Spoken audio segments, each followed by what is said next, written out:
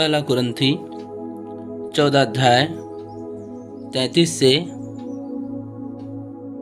36 पद। क्योंकि परमेश्वर गड़बड़ी का नहीं परंतु शांति का परमेश्वर है, जैसा बहुत लोगों की सब कलीसियाओं में है। स्त्रियां कलीसिया की सभा में चुप रहें, क्योंकि उन्हें बातें करने की आज्ञा नहीं परंतु अधीन रहने की आज्ञा है, जैसा व्यवस्था में लिखा भी है।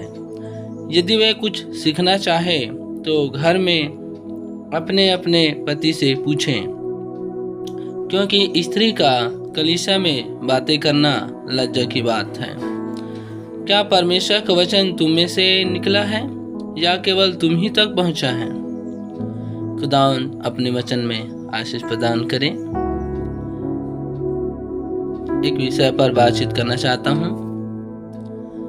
परमेश्वर पुरुष से व्यवहार करता है, इसलिए पुरुषों को चर्च आना, संगति में आना, कलीसिया में आना, प्रभु भोज में आना, बुधवार, शनिवार, संडे के मीटिंग में आना अत्यंत जरूरी है, क्योंकि परमेश्वर पुरुष है और परमेश्वर पुरुषों से व्यवहार करता है। यदि बस हम बाइबल से इस नियम को सीख पाए तो परमेश्वर की दया हम पर होगी।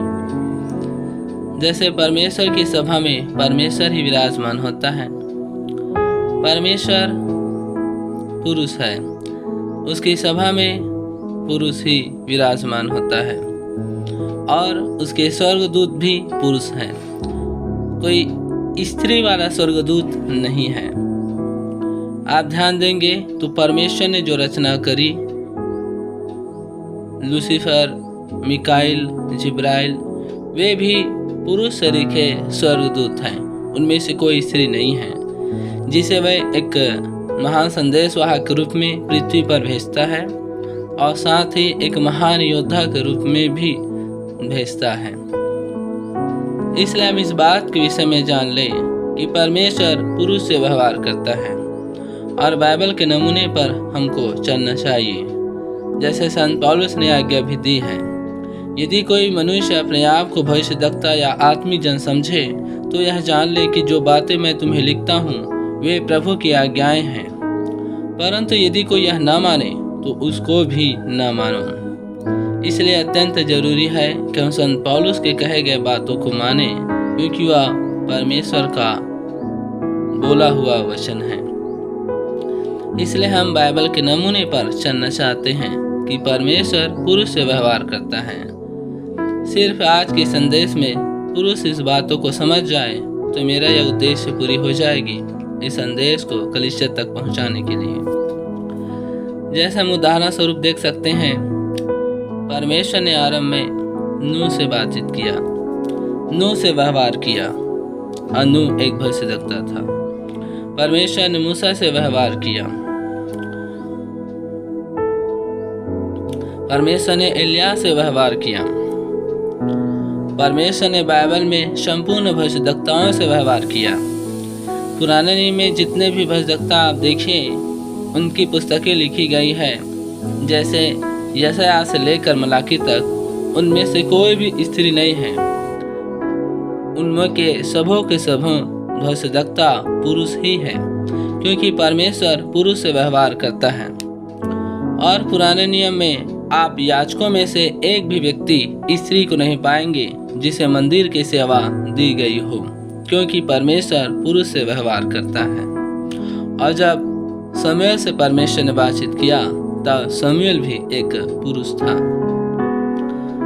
और जब हम देखें परमेश्वर ने अब्राहम से मुलाकात करने के लिए आया था, तब वह 2 से 3 घंटा रहने के बावजूद भी एक बार भी वह सारा से बातचीत नहीं करी, जबकि वह आदम से ही बातचीत किया, क्योंकि परमेश्वर पुरुष है और वह पुरुष से व्यवहार करता है और पुरुष के पीछे स्त्री है। जैसे वचन में आया है कि स्त्री पुरुष स्त्री के लिए नहीं किंतु स्त्री पुरुष के लिए बनाई गई है। और हम यह पाते हैं कि परमेश्वर ने अब्राहम से बातचीत किया और उसी से बातचीत करके अपने स्थान को लौट गया। परमेश्वर इसहाक से व्यवहार किया, याकूब से व्यवहार किया और उसके 12 बेटे जो उत्पन्न हुए वह भी पुरुष थे और उसी के द्वारा कलीसिया की स्थापना हुई। पुराने नियम के वंश आगे बढ़ा। और हम नए नियम में भी पाते हैं यूहन्ना बपतिस्मादाता एक पुरुष थे। परमेश्वर ने उससे व्यवहार किया और यीशु मसीह स्वयं परमेश्वर भविष्यद्वक्ता था। उनके 12 चेले जब चुने गए तब वे सारे के सारे पुरुष थे, ताकि उसके द्वारा सुसमाचार सारे कलीसियाओं तक, सारे संसार तक फैल जाए। और हम यह पाते हैं कि बाद में परमेश्वर किसी स्त्री को दर्शन नहीं दिया, किंतु वह पुरुष संत पौलुस को दर्शन दिया, जिन्होंने यह कुरिन्थ की पत्रियां लिखी। और यदि आप ध्यान दें इफिसुस की किताब 4 अध्याय उसके कुछ पदों में, तब आप यह पाएंगे कि 5 प्रकार की सेवकाई में जिनमें से एक भी स्त्री नहीं है, वह सारी जिम्मेदारियां पुरुष को ही सौंपी गई हैं। प्रेरित, भविष्यद्वक्ता, उपदेशक, शिक्षक और रखवाले। तब हम यह कह सकते हैं प्रिय भाई बहन कि परमेश्वर पुरुष है और वह पुरुषों से व्यवहार करता है, वह भी व्यक्तिगत तौर से। और यूहन्ना भी जो अंतिम चेला यीशु मसीह का, जिन्होंने प्रकाशित वाक्य को लिखा, वह भी पुरुष था, ताकि यह संदेश सारी जातियों तक पहुंचाया जा सके। मैं कहना यह चाहता हूँ कि आप समझें कि परमेश्वर कैसे व्यवहार करता है और किन से व्यवहार करता है।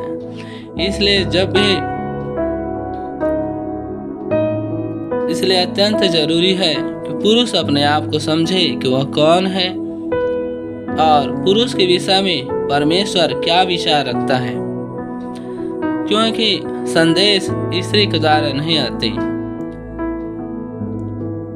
सुनिएगा, परमेश्वर के सिंहासन के सामने 24 प्राचीन उनमें विराजमान है और स्वर्ग के सभा में एक भी स्त्री नहीं है। जैसे धरती में कलीसियाओं में की सभाओं में बहुत से स्त्रियों को हम पाते हैं और यह स्वर्ग के नमूने पर होनी चाहिए, जबकि हम ऐसे धरती के कलीसिया में नहीं पाते हैं जहाँ परमेश्वर स्वयं उपस्थित होता है। तब परमेश्वर यदि स्वर्ग की सभा में विराजमान है, तो यदि पृथ्वी में अपनी उपस्थिति को देता है जहाँ स्त्रियां हों, तब वो किस प्रकार से व्यवहार करेंगी, जबकि स्वर्ग में सारे के सारे पुरुष ही हैं,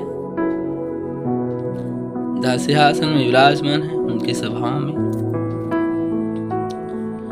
तब हम यह देख सकते हैं, इसी कारण से संत पौलुस ने कहा था कि कलीसिया की सभा में स्त्रियां चुप रहें और यदि कुछ पूछना चाहे तब वह जाकर अपने पति से पूछें। तब आप सुनिए जरा, यदि कोई पुरुष न आकर स्त्रियां आए, तब वह किन बातों को लेकर वह अपने पति को सिखाएंगी। इसलिए इस बात को कलीसिया ध्यान दे और जान रखें, परमेश्वर पतियों से व्यवहार करता है, पुरुषों से व्यवहार करता है। वह स्त्रियों से व्यवहार क्यों नहीं कर सकता? ध्यान से सुनिए और समझिए, क्योंकि अदन की वाटिका में सर्वप्रथम पाप एक स्त्री के द्वारा आई थी। और आपने गौर किया, जब हवा पाप में गिर गई थी तब परमेश्वर नहीं आया, किंतु जब पुरुष पाप में गिर गया था तब परमेश्वर आया और आदम से बातचीत किया। उसने ऐसा नहीं पुकारा कि हे हवा तू कहाँ है, उसने यह कहा हे आदम तू कहाँ है। इसलिए उन्होंने आदम से पहले व्यवहार किया, उसके बाद स्त्री से, फिर सर्प से। इसलिए सिद्धांत को आप समझें। इस कारण से ही परमेश्वर ने पुरुष से व्यवहार करना शुरू किया, क्योंकि परमेश्वर जानता है पुरुष गिर नहीं सकती। और अब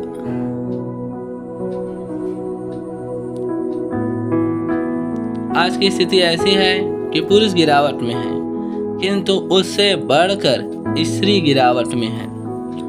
आप मत्ती 5 अध्याय के नियम को देखिए। प्रभु यीशु ने शिक्षा दी, कहा कि यदि कोई पुरुष स्त्री पर दृष्टि डाले तो वह अपने मन में वह विचार कर चुका। तब वहाँ पुरुष की ओर संकेत किया गया था, किंतु आज के समय के संदेश पर आप ध्यान दें, वह पलट कर कैसी हो गई है, जबकि संदेश वही ही है कि यदि कोई ऐसा स्त्री ऐसे पहनावा पहने, अपने आप को पुरुष के सामने प्रस्तुत करे कि पुरुष पाप में गिर जाए, तो इसका दोषी पुरुष नहीं स्त्री ही होगी, और वह पुरुष और स्त्री दोनों आग की झील में डाला जाएगा। तब आपने देखा कि आज स्त्रियों की गिरावट कितनी अधिक है।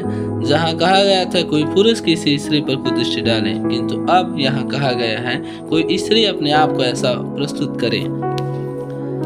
तब हम यह जान लेते हैं कि यही वह फंदा है जिसे शैतान ने प्रयोग किया हवा को, सिमसोन के लिए दलीला को, दाऊद के लिए बेशेबा को। मैं ये नहीं कहता हूँ कि स्त्री गलत है, किंतु जो मसीही विश्वासी बहन है, जो इन्होंने नया जन्म पाया है और पवित्र आत्मा स्वीकार कर ली है, वह उस गिरावट से बाहर निकल आई है।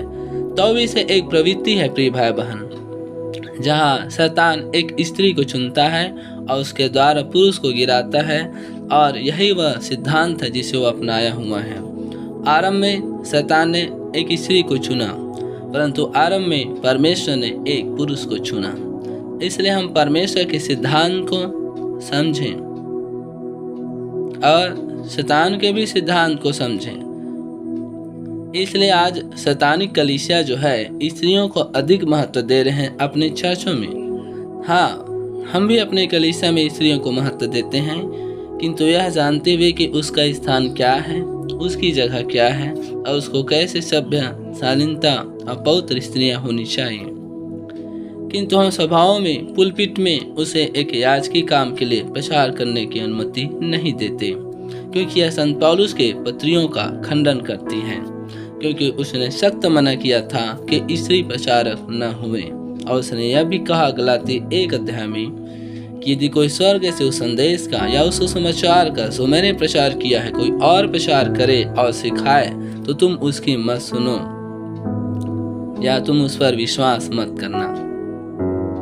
हम जानते हैं उसने दोबारा भी इस बात को जोर लगाते हुए कहा, क्योंकि संत पौलुस भजदक्ता था। अभी जानते थे एक समय आएगा कि पूरी कलीसिया स्त्रियों को अधिक ऊपर उठाएंगी और वह पुलपिट पर अधिकार जमा लेंगी, जबकि हम यह भविष्यवाणी प्रकाशित वाक्य में भी पाते हैं पिरगुन कलीसिया में कि तू इस स्त्री इजेबेल को रहने देती है, या क्षमा करे थुआतीरा में तू उस स्त्री इजेबेल को रहने देती है।